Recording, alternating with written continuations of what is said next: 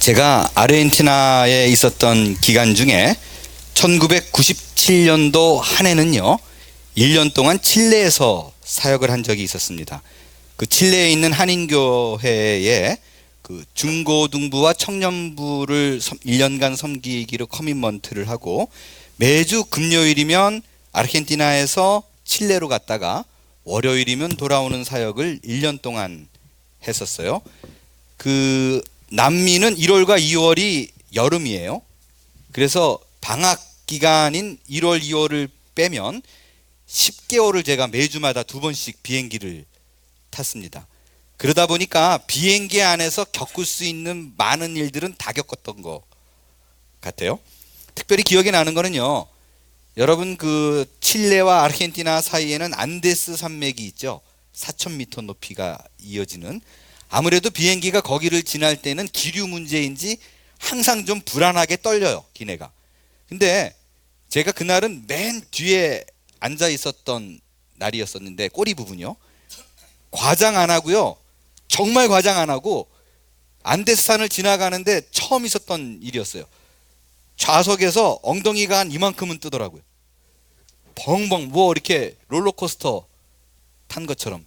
근데 그때 저는 뭐 30살 싱글 때였었는데 책임질 가족이 없으니까 재밌더라고요.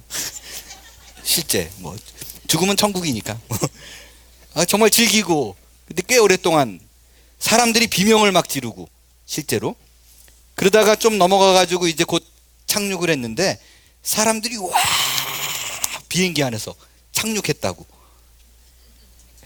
그런 경험을 한 적이 있었어요.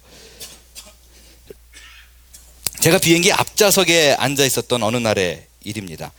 비행기가 그날따라 이렇게 이륙을 하는데, 보통은 이렇게 요즘은 스무스하게 이렇게 올라가는데 90년도, 뭐 90년도가 아니고 97년도, 그때는 좀 이게 좀 올라갔어요. 이렇게 좀 앞머리를 확 올리고 올라가니까 제가 복도 사이드에 앞쪽에 앉아 있었는데 뜻하지 않게 갑자기 조종석 문이 확 열렸어요. 그 칠레 비행기를 탔는데, 그러니까 그 승무원도 이렇게 몸이 쏠려 있으니까 일어나 가지고 이렇게 닫을 생각을 못 하더라고요. 그래서 덕분에 제가 고개를 쑥 내밀고 처음으로 진짜 날아가는 비행기 안에 조종석을 봤어요.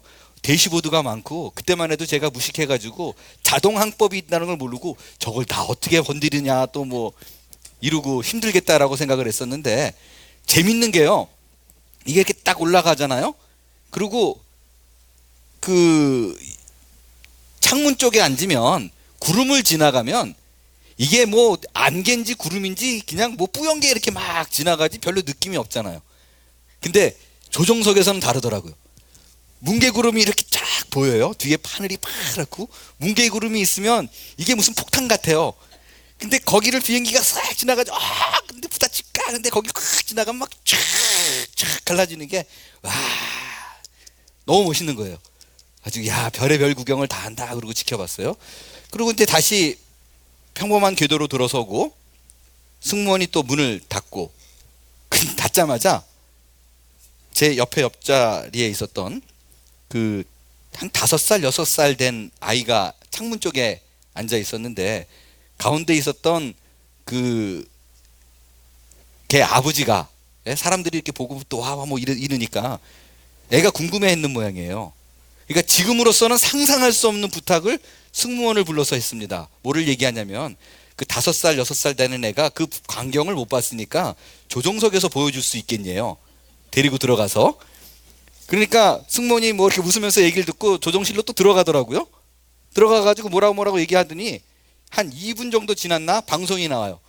조종석을 구경하고 싶은 아이들은 줄을 서세요.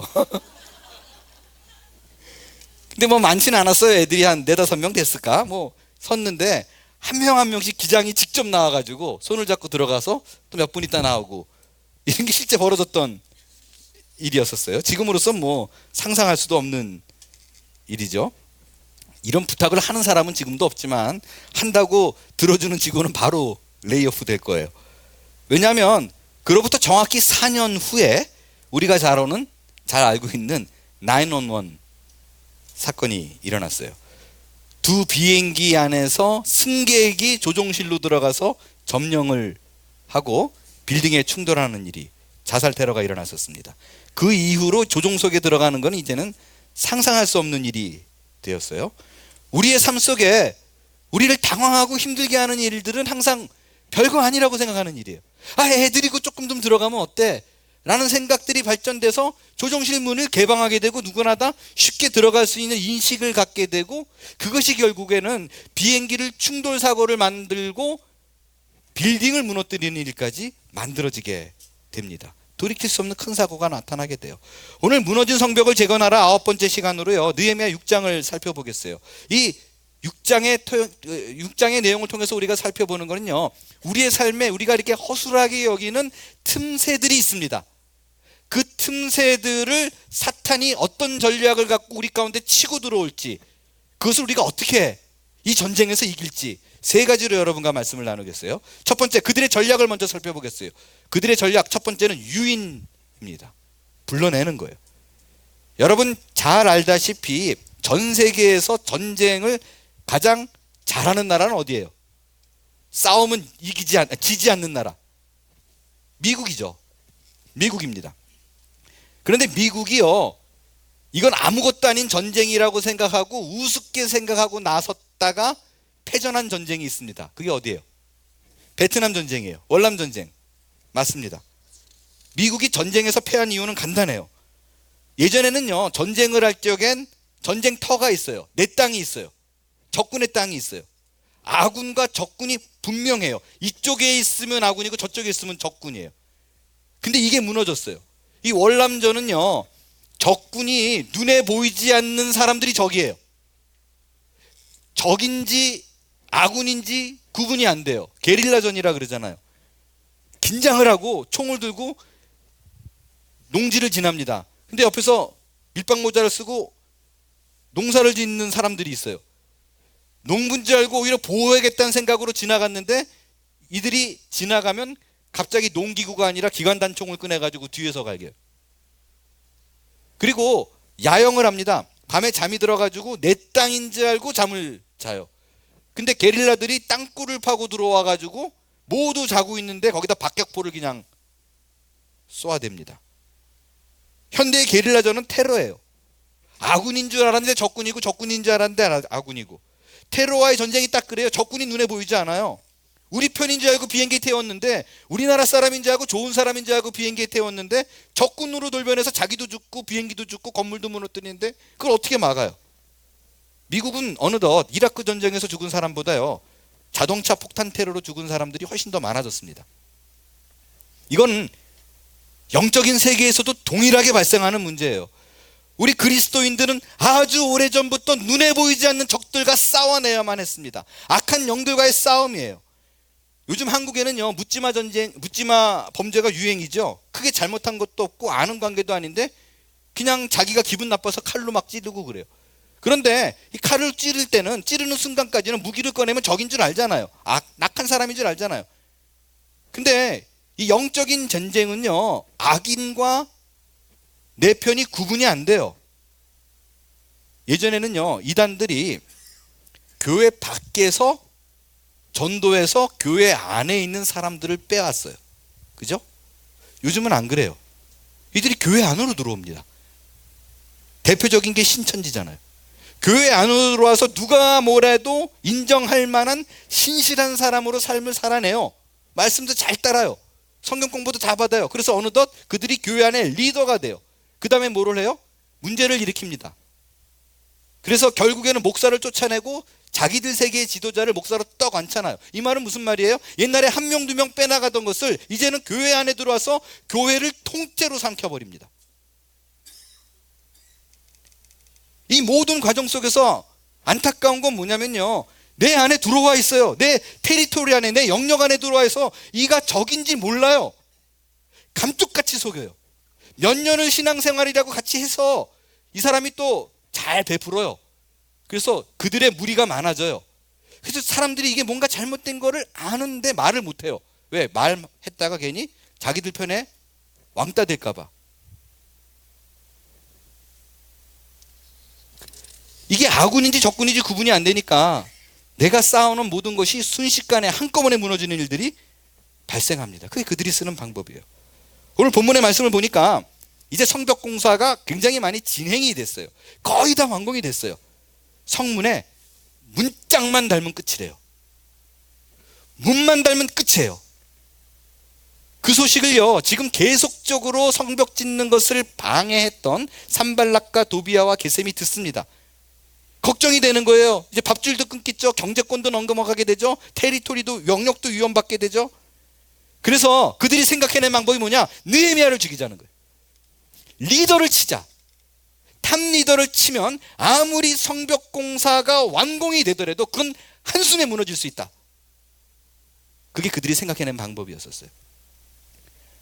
여러분, 언제나 전쟁이 나면요, 크게 드러나지는 않지만 큰 활약을 하는 사람들이 있어요. 누구냐? 스나이퍼들, 저격수들. 이 저격수는요, 뭐 폭탄 터뜨려가지고 열어 죽이는 건 몇 퍼센트잖아요. 오로지 한 사람입니다. 그러니까 예전에 우리 세대에서 말했던 난 한 놈만 패, 이거예요. 그게 적군의 수장이에요. 그래서 위장하고 엎드리고 앉아가지고, 여러분 잘 아시지만 이 저격수들은 엎드린 채로 자고 엎드린 채로 용변 해결하고 며칠을 그렇게 있습니다. 그래서 적군의 수장이 딱 나타나면 한 발에 해결하려고. 한 발에. 리더 한 사람만 죽이면, 수장만 죽이면 끝나니까. 오늘 본문의 산발락도 똑같은 생각이에요. 아무리 근사하게 성벽을 완벽하게 지어놨다 그래도 느헤미야만 죽이면 돼요. 그러면 이들이 또 자체적으로 그냥 무너질 것이다, 그렇게 생각했어요. 작전을 썼는데, 어떤 작전을 썼냐면요, 느헤미야에게 편지를 보내는데 사람을 통해서 보냅니다. 그 편지의 내용이 뭔가 2절을 함께 읽어주세요. 2절 시작. 산발락과 게셈이 내게 사람을 보내어 이르기를, 오라, 우리가 오노 평지 한촌에서 서로 만나자 하니 실상은 나를 해하고자 함이었더라. 오노 평지가 어디냐면요, 예루살렘에서 한 40km 떨어진 곳이에요. 그곳으로 잠깐 나오라고 편지를 보냈어요. 왜 불러낼까요? 죽이려고 그러는 거예요. 죽이려는 거예요. 여러분, 여기서 우리가 알 수 있는 사실은요, 사탄이 즐겨 쓰는 방법, 항상 그런 건 아닙니다. 즐겨 쓰는 방법은요, 우리로 하여금 자기의 테리토리, 자기의 영역으로 불러냅니다. 치고 들어와서 뭘 할 생각을 안 해요. 자기가 확실한 지역, 자기가 힘을 발휘할 수 있는 영역으로 들어옵니다. 예루살렘 안으로 들어오려고 하지 않아요. 느헤미야와 무장한 군인들이 있습니다. 그래서 자기의 영역에서 승부를 내려고 그래요. 여러분, 요즘 내게 지금 벌어지는 일들이 단순한 일이 아니라 이건 분명히 영적인 부분일 거라고 직감하고 계시는 분들은 기억하십시오. 긴장하고 내 신앙의 영역을 반드시 지켜야만 합니다. 굳건히 세워놔야만 해요. 왜냐하면 그들이 자기 쪽으로 불러내는데 아는 사람이고 친한 사람이고 모르고 나가요. 그러다가 일을 치릅니다. 왜 이게 중요한가? 여러분이 이거 비즈니스 세계에서는 상식이 있어요. 뭐 큰 대기업에서 만나가지고 일 벌이는 거 말고요. 조그만 뭐 이렇게 내고를 할 적에, 그죠? 작은 내고와 딜을 할 적에는 어떤 사람이 유리한가? 자기 영역으로 끌어들여서 일을 진행하는 사람이 유리합니다. 예를 들어서 누가 만나가지고 내고를 해요. 딜을 했고 만나가지고 계약을 합시다. 그럴 때 어떻게 하냐면, 제가 잘 아는 레스토랑이 있습니다. 너무 좋은 데가 있으니까 그쪽으로 모실게요. 그리고 밖에서 이렇게 기다리고 있다가 그 사람이 차에서 내리면 같이 들어갑시다 그래요. 잘 아는 레스토랑이에요. 그리고 문을 딱 열고 들어가면 웨이터가 알아봅니다. 김 사장님 오셨습니까? 그러면 뭐라 그러냐? 내 자리로 나를 좀 안내해 주게. 그러면 자기 자리로 웨이터가 쫙 끌고 가고 탁 앉혀놔요. 뭐 드시겠습니까? 내가 주로 먹던 걸로 주세요. 이런 거예요. 그럼 몇 마디 안 했는데 착착착 갖고 와가지고 특별한 서비스를 제공받습니다. 그러면 그때 이 사람이 기가 죽는데요. 내 테리토리 안에 들어왔어요. 그러면 승산이 나에게 넘어온 거예요. 이건 비즈니스 영역에서 쉽게 쓰는 방법입니다. 산발락과 도비아가 그런 방법 쓰고 있는 거예요. 절대 예루살렘으로 오지 않아요. 왜냐하면 그곳에는 이미 유대인이 칼과 활과 창기를 들고 위협하고 있어요. 무장하고 있어요. 긴장하고 있어요. 그 안에 들어오지 못해요. 이 말이 의미하는 바는 뭐냐? 여러분이 철저하게 성령의 사람으로, 기도의 사람으로, 말씀의 사람으로 무장되면 그들이 치고 들어오지 못해요. 그들이 치고 들어오는 이유는 단 하나, 여러분이 무너진 부분이 있기 때문에 그래요. 그 부분에서 내가 철저하게 지키고 있다면 함부로 들어오지 못합니다. 그런데 우리는요, 이 부분에 있어서요, 두 가지의 실패할 여지를 어지간하면 대부분 다 갖고 있어요. 그게 뭐냐면 첫 번째가 내가 지키고 있는 영역이 없어요.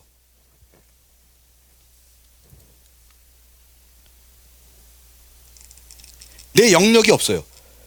내 영역으로 부르려고 이제 말씀을 듣고 생각하는데 내 영역이 어딘지 모르는 거예요. 내 시간, 물질, 장소 등을 떼내서 누구와도 방해를 받지 않는 하나님과 나만이 갖고 있는 그 영역이 없어요. 교회를 오래 다녀가지고 종교신문이 있는데 신앙이 없어요. 그렇기 때문에 우리는요, 내 영역이 없기 때문에 나의 영역이나 그들의 영역이나 비슷하기 때문에 그들 영역으로 그냥 들어가는 거예요. 그래서 넘어가 버려요. 두 번째는 뭐예요? 온전한 영역의 부재입니다. 개인적으로 말씀은 묵상도 잘해요. 기도의 시간도 가져요. 매일의 삶 속에서 성령님을 의지하는 나를 산제사로 드리는 삶을 열심히 살아내요. 그리고 이제 그 신앙의 삶이, 종교적인 삶이 내 삶의 하나로 익숙해졌어요. 그런데 뜻밖의 이때 무너집니다. 왜냐하면 다 된 것 같아요. 그 어떤 세력도 나를 쓰러뜨릴 수 없을 것 같아요. 근데 내 영역이 온전하지 않아요. 나는 다 됐다라고 생각하는데 사실은 구멍이 있어요. 오늘 예루살렘 성벽도 마찬가지입니다. 1절을 한번 보겠어요. 1절. 산발락과 도비아와 아라비아 사람 게셈과 그 나머지 우리의 원수들이 내가 성벽을 건축하여 허물어진 틈을 남기지 아니하였다 함을 들었는데, 보세요. 성벽이 완성됐는데요, 어느 정도로 견고하냐면요, 빈틈이 없대요. 그러니까 이렇게 엿볼 수 있는 구멍조차 없는 거예요. 완벽하게 잘했어요. 잘 메꿔놨어요. 가장 자신만만할 때예요.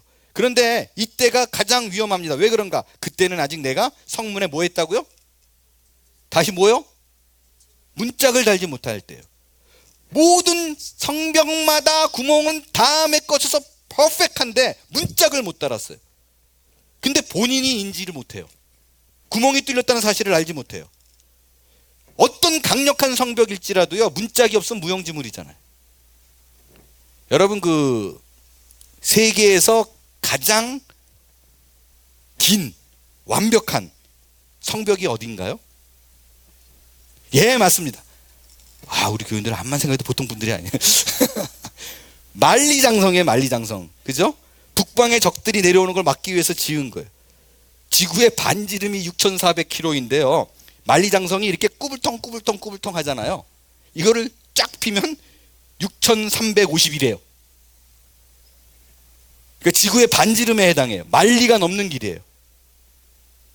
근데 여러분, 이 만리장성 이 사진은 많이 봤죠? 그죠? 이 사진은 뭐 인공위성에서 찍은 사진, 뭐한 사진 많이 봤을 거예요. 그런데 이 만리장성의 동쪽 끝과 서쪽 끝이 어떻게 생겼는지 본 사람 있어요? 가도 못 봐요. 동쪽 끝이 어떻게 생겼냐면, 동쪽 끝은 바다예요. 서쪽 끝은 사막입니다. 그러니까 완벽한 거예요. 뚫고 들어올 방법이 없어요. 바다에 빠져 죽으려고 맘먹지 않는 한, 사막에서 목말라 죽으려고 각오하지 않는 한 못 들어와요. 철옹성입니다. 근데 이 완벽한 만리장성이 중국 역사상 3번 뚫렸습니다. 어떻게 이 철옹성 같은 만리장성을 뚫고 적들이 들어왔을까요? 어떻게 무너질 수 있었을까요? 간단해요. 안에서 누가 문을 열어줬어요. 문이 열리니까 3번 다 안에서 열었어요. 그러니까 아무리 강력하게 쌓아도 소용이 없는 거예요. 소용이 없는 거예요. 여러분, 문이 이렇게 중요해요. 내가 아무리 든든하게 모든 것을 완벽하게 짜놨다라고 생각하지만 문이 없으면, 문을 누가 열어버리면, 문을 내가 지키지 못하면 모든 게 한꺼번에 무너집니다. 그렇다면 우리가 지켜내야 될 영적인 문이 뭔가? 요한복음 9장으로 가겠어요. 이 9장에 보면 예수님께서 맹인의 눈을 고치시죠. 그러고 나서 그들에게 한 편의 설교를 멋들어지게 하십니다. 그 설교의 내용이 뭐냐면요, 양이 있는데 양이 우리로 들어갈 때에 문을 통과하지 않고 담 넘으면 다 도둑이요 강도다, 뭐 이런 내용. 이었었어요. 그러면서 본인을 뭐라고 얘기하는가? 요한복음 10장 7절 8절 우리 같이 함께 읽겠습니다. 시작. 그러므로 예수께서 다시 이르시되 내가 진실로 진실로 너희에게 말하노니 나는 양의 문이라. 나보다 먼저 온 자는 다 절도요 강도니 양들이 듣지 아니하였느니라. 9절. 내가 문이니 누구든지 나로 말미암아 들어가면 구원을 받고 또 들어가며 나오며 꼴을 얻으리라. 여러분, 우리에게 일어나는 모든 사건 속에 영적인 전쟁에 문을 세우지 않으면 헛거예요. 그런데 우리의 문은 뭐냐면 예수님 스스로 내가 문이라고 얘기해요. 내가 문이기 때문에 그 문을 다른 것으로 절대 채울 수 없다는 거예요. 너희들이 신앙생활을 하면서 그 문을 다른 것으로 채우는 순간 누가 열어주든지 누가 무너뜨리든지 반드시 그 일이 발생한다는 것입니다. 우리는 항상 나의 직장, 나의 가정, 내가 쌓은 모든 것을 지키기 위해서 무던히 노력해요. 그렇기 때문에 힘들지만 돌을 갖다 옮겨놓는 거 아니에요. 힘들지만 밤잠을 자지 않고 쌓아놓는 거 아니에요. 너무너무 지치고 무력감에 없어서도 내가 지쳐 죽을 것 같아도 창을 들고 칼을 들고 방패를 들고 그걸 지켜나가기에 온갖 노력을 다합니다. 근데 문이 없어요.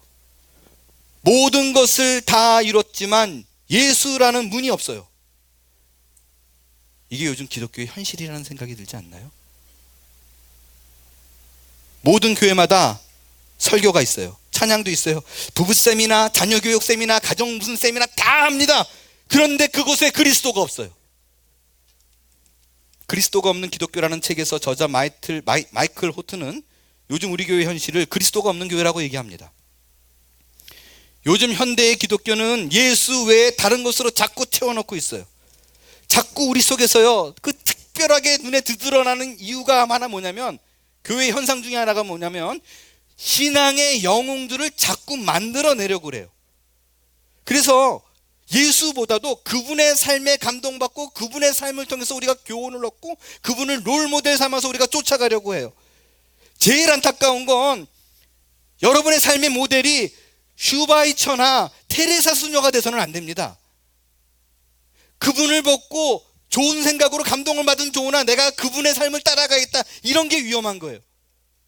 그분이 내 삶의 롤모델이 돼서는 안 돼요. 그 어떤 누구도 예수 위에 여러분이 바라볼 대상이 돼서는 안 됩니다.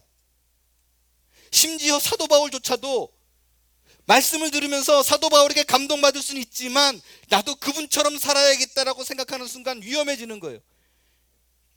지금 세상에 나온 모든 책들이 그걸 조장하고 있습니다. 어떤 박사가 모든 걸 다 버리고 신학교 교수, 어디 아이비리그의 교수 이런 걸 버리고 어디 오지에 들어갔더라, 이런 거에 감동받습니다. 돈을 많이 받은 병원 원장이었는데 무슨 뭐였는데 어디에 가가지고 평생 가난한 사람들을 위해 살더라. 여기에 여러분이 흔들리면 안 됩니다. 그 시간에 성경을 보고 예수 그리스도께서 나를 위해서 무엇을 하셨는지 그 십자가 사랑에 감동받고 그분만이 내 삶의 전제가 돼야 돼요. 그렇지 않은 한 여러분이 암만 무엇인가 잘 이루어낸다고 해도 여러분은 구멍 뚫린 거예요. 여러분이 예수 그리스도가 문이 아닌 이상 모든 것이 한순간에 무너질 수 있다는 사실을 잊지 말아야만 합니다. 여러분이 오늘의 예배 속에서 예배를 마치며 돌아가며 나갈 때 감동받았습니다 라는 것보다 그렇구나, 예수가 나의 삶의 주인이고 그분이 나를 인도하는구나 라는 확신이 없다면, 신앙의 누군가 때문에 내가 결심을 하게 된다면 그것은 복음이 아닙니다. 심지어 오늘 우리가 느헤미야를 공부하고 있지만 느헤미야를 통한 예수 그리스도가 보이지 않고 느헤미야의 탁월한 리더십만 갖고 간다면 복음이 아니라는 거예요. 우리에게서 회복은 내 삶을 주관하시는 예수 그리스도가 문이라는 사실, 그거를 가슴에 담고 돌아갈 수 있게 되기를 바랍니다. 요즘 한국에 유행하는 인터넷 유행어 중에 하나가 패완얼이라는 말이 있습니다. 몇 분이 중얼중얼 하시는 거 보니까 뭐 아시는 것 같은데, 패완얼이 무슨 뜻일까요? 역시 젊은 분들은 아는군요. 이 뜻이에요. 패션의 완성은 얼굴이다. 우리 시대에는 옷이 날개다 그랬는데 요즘은 무조건 얼굴이래요. 암만 집에 굴러다니는 옷을 입혀도, 잠옷을 입혀도 얼굴이 근사하면 모델이에요. 싸구려 신발, 싸구려 시계를 차도 얼굴이 근사하면 완성이래요. 여러분, 기독교인의 얼굴은 예수 그리스도입니다. 그분이 내 인생의 얼굴이 될 수 있도록 힘을 다하십시오. 나의 부끄러운 부분, 걸뱅이 같은 나의 옷차림, 내세울 것 없는 외적 요소들이 다 가림을 받고요, 그분만 내세운다면 여러분의 인생이 화려한 인생으로, 누가 뭐래도 무시할 수 없는 인생으로 거듭나게 될 줄로 믿습니다. 그게 복음이에요. 느헤미야는 이 사실을 너무나 잘 알았습니다. 그래서요, 문을 완성하기 전에 공격하는 그들에게 이렇게 대답을 합니다. 3절을 함께 읽습니다. 3절 시작. 내가 곧 그들에게 사자를 보내어 이르기를 내가 이제 큰 역사를 하니 내려가지 못하겠노라. 어찌하여 역사를 중지하게 하고 너희에게로 내려가겠느냐 하매, 느헤미야는 알았어요. 모든 것이 완벽히 서 있더라도 큰 역사, 문짝이 서지 않으면 다 무너진다는 것. 이걸 영적으로 해석하면 예수 그리스도가 내 문이 되어줘서 내 삶의 모든 것을 지켜주지 않으면 모든 것을 우선할 수 없다는 것을 너무나 잘 알았습니다. 그래서 할 수 없다, 갈 수 없다. 내게 중요한 것은 그 긴급한 일보다 중요한 일이 이것이다. 이 느헤미야의 고백이 여러분의 것이 되게 될 수 있기를 바랍니다. 그럴 때 여러분 안에 영적인 회복이 다시 일어나게 될 거예요. 두 번째로 살펴보는 그들의 전략은 무엇인가? 그들의 전략은 루머입니다. 우리 신앙의 공동체가요, 무너질 때를 보면요, 일할 사람이 없어서가 아니에요. 일할 사람이 없으면 답답하고 더디 가죠. 그렇다고 교회가 무너지지는 않아요. 항상 교회에 큰 영향을 주는 건 부정적인 말이에요. 특별히 공동체 리더가 공격을 당할 때 도덕적인 잘못이 있어 문제가 되는 것보다 말 실수한 게 또 큰 문제가 돼요. 아무것도 아닌데 사실은 신방 가가지고 농담 한마디 했는데 상처를 받았어. 그러면 그게 또 그대로 안전해지죠. 없는 내용까지 막 붙어가지고. 이게 정말 핸들하기 어려워져요. 오늘 본문에 느헤미야가 당하고 있는 역시 딱 이 말에 의한 공격이었어요. 이들이요, 오노 평지에서 만나자고 4번이나 얘기를 하는데 느헤미야가 오노 그러고 거절을 하죠. 좀 웃어주세요. 썰렁해도. 오노 평지에서 만나자고 했는데 오노 그러고 거절을 했어요. 안 만나주는 거예요. 그러니까 이들이 5번째 사람을 통해서 편지를 전달하는데 그 편지 내용이 6절에 보니까 황당합니다. 뭐라 그러냐면, 느헤미야 나 알고 있어. 너 지금 모략을 꾸미고 있지. 반역하려는. 다 알아. 네가 성벽 왜 쌓겠어? 예루살렘 성벽 쫙 쌓아가지고 네가 예루살렘의 왕이 되려고 하는 거 아니야? 라는 내용의 편지를 들고 갑니다. 사람을 시켜서 들고 가는데 참 재미있는 게, 이 편지를 보내면서 일부러 의도적으로 봉투에 씨를 안 해요. 봉하지를 않아요. 풀로 안 붙였어요. 왜 그랬을까요? 왜 그랬을까요? 무슨 의도예요? 어려워요 이거? 보라고. 그래서 가져가는 사람이 이거 되게 궁금한데 뭐지? 열렸네? 이거구나. 이렇게 만들려고. 그러면 그 입이 가만히 있겠어요? 동네방네 다니면서 예루살렘 왕이 되려고 느헤미야가 지금 모략을 세우는데 이걸 퍼뜨리려는 거예요. 그들은 육체적으로 해코지 하는 것보다 없는 말을 지어서 퍼뜨리는 것이 사람을 죽이는데 이것보다 효과적이 아니라는 건 다 알고 있었어요. 다 알고 있었어요. 여러분, 보게 되면 부부가 힘들게 육체적 노동을 하며 어렵게 살아도 잘 살아요. 심지어 극단적인 표현을 쓰면요, 그 다큐멘터리 그런 거 있죠. 매 맞는 아내 뭐 이런 거 한번 보세요. 그런 다큐 보면 재밌는 게, 아내가 두들겨 맞아가지고 눈이 시퍼래요. 그래서 물어봐요, 기자가. 아니 그렇게 폭력적인 남편하고 왜 살아요? 그랬더니 술 깨면 또 그렇게 스윗하대요, 그 사람이. 그러니까 매를 맞아도 일어나서 미안해, 따뜻해, 그리고 장미 꼭 갖다 주고 뭐 이러면 또 녹아버리는 거예요. 말이 그래요, 말이 피지컬, 그러니까 육체적으로 학대당하는 것보다 더 세요. 그래서 매 맞고는 살아도 말로 비수를 꽂는 남편하고 못 삽니다. 말의 힘이 그래요. 이렇게 근거 없는 말로 퍼뜨릴 때, 말로 사람을 죽이려 할 적에 느헤미야가 이 상황을 어떻게 벗어났는가, 어떻게 대했는가, 처신했는가? 간단합니다. 8절을 같이 읽습니다. 8절 시작. 내가 사람을 보내어 그에게 이르기를 네가 말한 바 이런 일은 없는 일이요 네 마음에서 지어내는 것이라 하였느니. 긴 얘기하지 않았죠? 만나서 따져보자, 시시비비 가려보자, 이리 뛰고 저리 뛰고 팔팔 뛰면서 감정을 제어 못해가지고 한번 잡아먹고 한번 해보자 이러지 않았어요. 그냥 간단해, 심플하게 처리해요. 이건 사실 아니야, 네가 지어낸 거잖아, 끝. 더 이상 길게 말하는 거 아니에요. 더 말하면 말이 말을 물고 이상한 말들이 만들어 퍼지게 되니까 너 거짓말하지 마, 나 그런 말 한 적 없어, 끝. 제가 보니까요, 누군가 사람 하나 이렇게 세워놓고 저 사람 잡아 죽여야 되겠다 그러면 잡아 죽더라고요. 뭘 어떻게 해도 방법이 없어요. 찾아가가지고 뭐 위로도 빌어도 소용이 없더라고요. 그러니까 괜히 가가지고 아닌 말을 하다가 논리적으로 정연하게 사실을 밝혀보자, 이성으로 따져버리다 그러면요, 나중에는 이게 본인이 잘못한 게 드러나게 돼도 동의 안 해요. 찾아온 태도 갖고 문제 삼지. 걔 애리튜드가 형편없더라. 말하는 싹지가 이렇게 얘기 나오지. 그래서 항상 이게 논리로 접근하려다가 감정적인 문제가 되고 거기서 실수해서 더 큰 문제가 발생해요. 그렇다고 해서 놔두면 안 돼요. 놔두면 나중에 점점 자라가지고 이게 걷잡을 수 없이 또 커집니다.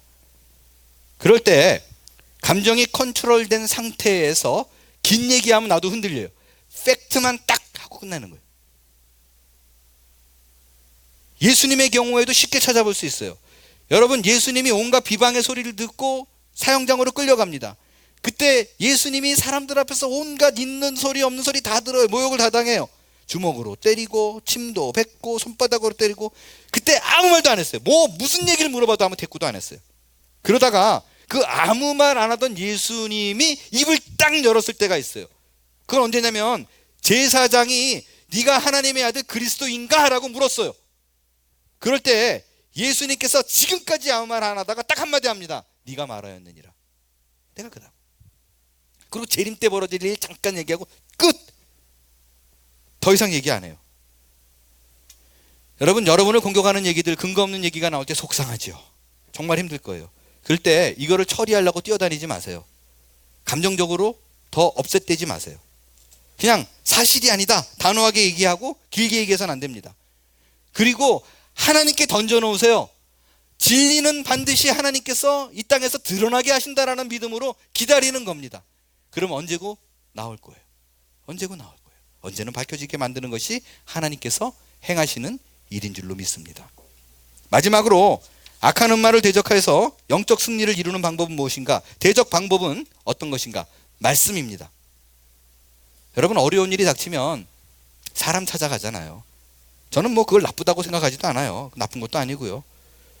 마음에 고통이 있고 번민이 있을 때 신앙의 동료가 있어가지고 그들과 마음을 나누면서 위로를 얻을 수 있다. 이것처럼 또 축복 중에 축복이 없잖아요. 그건 좋은 거예요. 오늘 느헤미야가 마음이 너무너무 힘들었어요. 얼마나 힘들겠어요. 없는 말 막 퍼지고 그럴 때. 힘드니까 친구를 찾아갑니다. 스마야를 찾아갑니다. 근데 정말 좋은 친구인데 그들을 찾아가게 만드는 것도 이들이 꾸민 전략 중에 하나였었어요. 거기에 말린 거예요.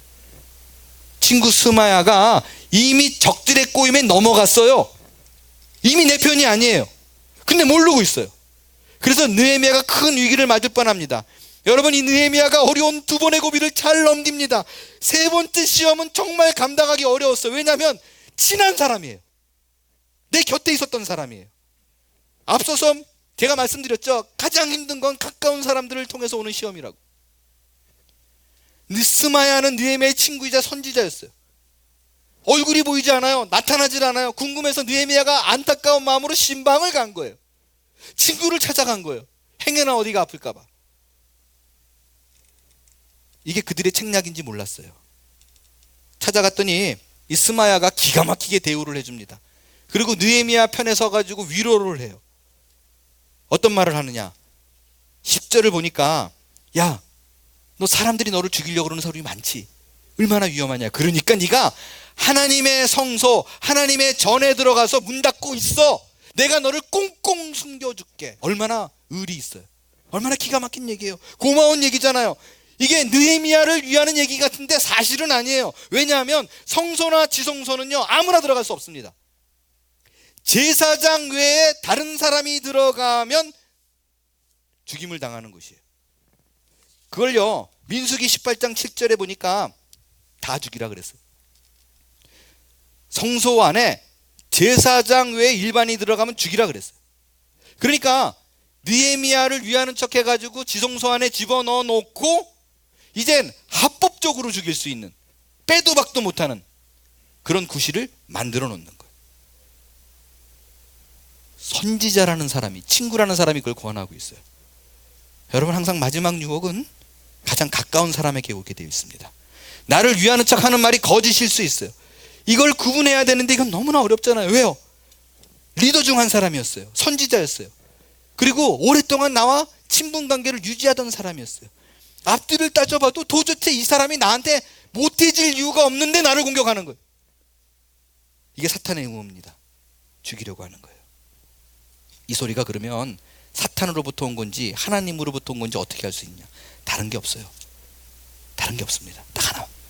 지금 이 하는 말이 말씀과 충돌하는가 그렇지 않는가? 아무리 너무 기가 막힌 아이디어고요, 이대로 행하면 내가 만사가 형통이 될 것 같고 모든 일이 잘 풀릴 것 같을지라도 하나님의 말씀과 맞는가 아닌가를 따져야 돼요. 근데 우리는 그렇지 않잖아요. 대부분 기가 막힌 아이디어는 세상의 사조의 흐름에 얹힙니다. 그리고 내가 괜찮다라고 생각하는 거는 저 말이 윤리적으로 도덕적으로 문제가 없다라고 생각하는 말이에요. 그러면 따라갑니다. 그러나 성경에서 말은 뭐냐? 안 된다는 거예요. 안 된다는 거예요. 조금의 손해가 있을지라도 말씀과 충돌하는 일이면 하나님으로부터 온 소리가 아니라는 것입니다. 느헤미야는 헷갈렸습니다. 그러나 말씀과 딱 충돌되니까 그의 의도가 읽혀졌어요. 그의 수가 읽혀졌어요. 얼마나 가슴이 무너지겠어요. 사랑하는 사람의 배신이에요. 그러니까 그의 충고를 거절하고 어디로 가느냐? 하나님 앞에 달려갑니다. 그리고 애타는 마음으로 하나님 앞에 기도해요. 근데 이 기도가 얼마나 애절한지 이 기도의 내용을 읽다 보면요, 기도가 아니라 이거는 애 끓는 토해냄입니다. 너무너무 안타까운 거예요. 너무너무 마음이 힘이 든 거예요. 그의 기도를요, 쉬운 성경으로 나와 있는 걸로 읽어볼게요. 14절. 나는 이렇게 기도했습니다. 나의 하나님, 도비아와 산발랏을 잊지 말아주세요. 그들이 한 일을 잊지 말아주세요. 그리고 예언자 노아다와 나에게 겁을 주려 한 다른 예언자들도 잊지 말아 주십시오. 하나님 잊지 마세요. 내가 당하는 이 모욕을 잊지 말아주세요. 내가 하나님을 위해서 이렇게 참고 견디고 있다는 거 하나님 잊으면 안 돼요. 내가 말씀에 있도록 순종하고 있다는 것도 잊으면 안 돼요. 내 영광과 명예보다 나는 하나님의 말씀을 택하고 그 길을 걸어갑니다. 외롭고 힘들더라도 나는 주님을 따라간다는 거 잊지 말아주세요. 그 앞에 매달리는 거예요. 하나님께 하소연하는 거예요. 사람 믿지 않고 하나님 바라보는 거예요. 그럴 때 우리 성령님이 함께 하실 것입니다. 하나님의 위로가 넘치게 될 거예요.